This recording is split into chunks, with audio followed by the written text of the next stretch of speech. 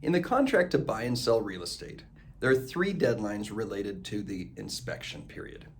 The inspection, the home inspection, is there for the buyer to perform any and all inspections to the physical property.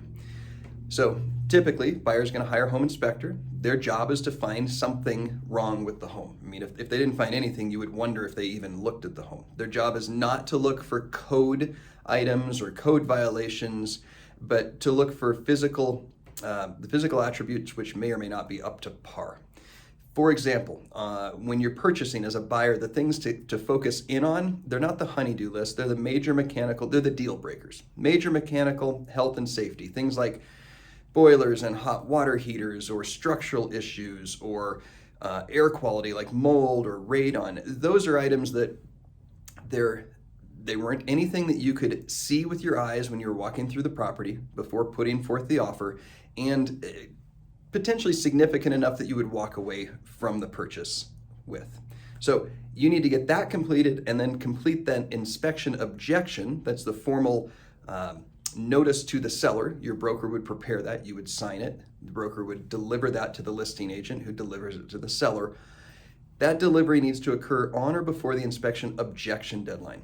Now, there's another deadline in there that can be the same day. It's the inspection termination deadline.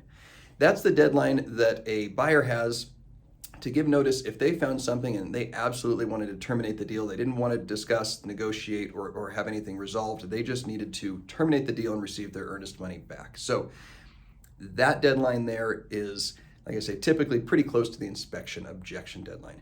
The inspection resolution deadline, that's the third deadline that's out there.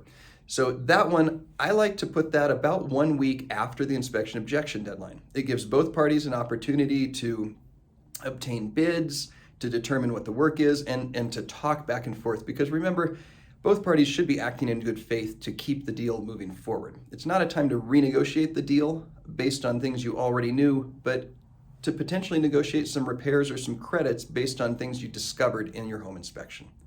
So if you were to put that inspection resolution deadline too close to the inspection objection, you might add undue stress to the process if you needed to have a roofing inspector come out, or a roofing company come out to inspect the roof more thoroughly and provide an actual bid for repairs, for instance.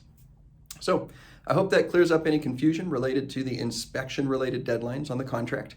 And as always, reach out if you have any further questions.